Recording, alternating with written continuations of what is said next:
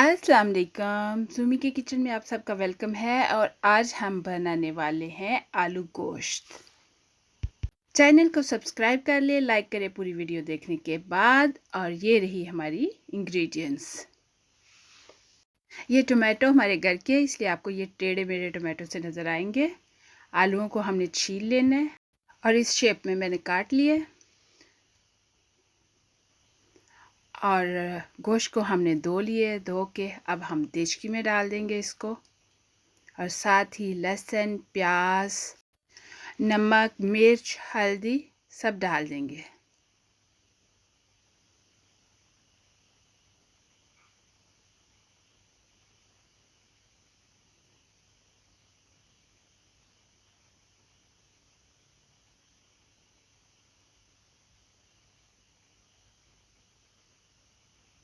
मैंने अजवाइन डाली है और डाला है कलवंजी डाली है। लेकिन ये जो खड़े मसाले हैं वो सारे मैंने इस पाउच में डाल के, ये देखिए मैंने बंद कर दिया इसको। इसके अंदर सुराख है और मैं इसमें डाल दूँगी ताकि ये बाद में खाने में ना आए और ना ही डिस्टर्ब करें। मैंने 1.5 कप पानी डाल दिया अब और इसको हिला के अच्छी तरह तो हम पकने के लिए छोड़ देंगे।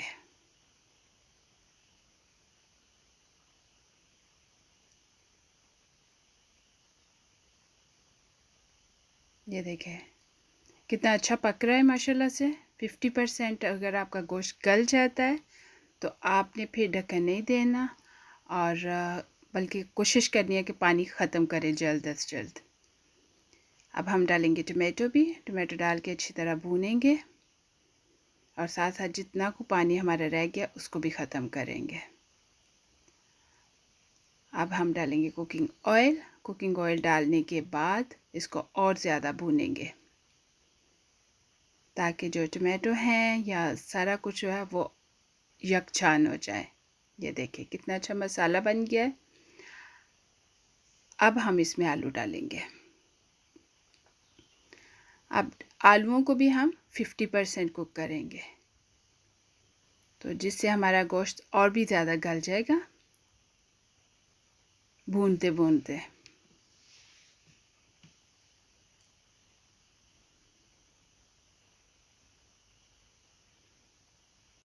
माशाल्लाह से बहुत ज़बरदस्त कलर है और बहुत अच्छी खुशबू भी आ रही है।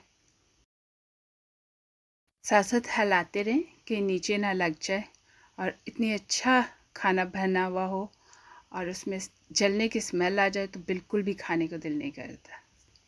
ये हमने डाल दिया अदरक और हरी मिर्चें। अदरक और हरी मिर्ची डाल के हम फिर से उसे अच्छी तरह भूनेंगे।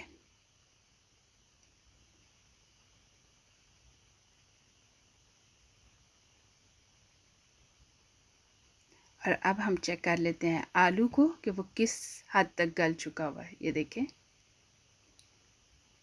माशाल्लाह से गल चुका हुआ है गोश्त भी और आलू भी 50% तकरीबन गल गया हुआ है। अब हम डालेंगे इसमें पानी। बाकी पानी में गल जाएगा अच्छी तरह।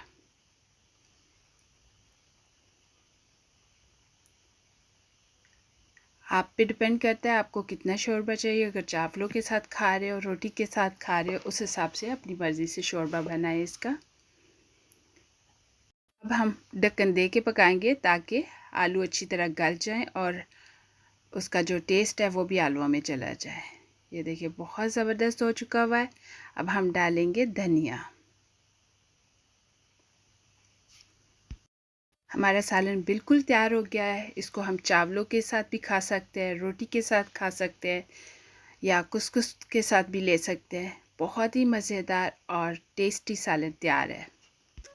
अब आप भी बनाएं और मुझे ज़रूर बताएं कि आपका आलू गोश्त कैसा बना। चैनल को लाइक, सब्सक्राइब एंड शेयर ज़रूर करिएगा।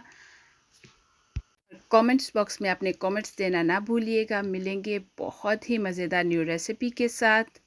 अल्लाह हाफिज़।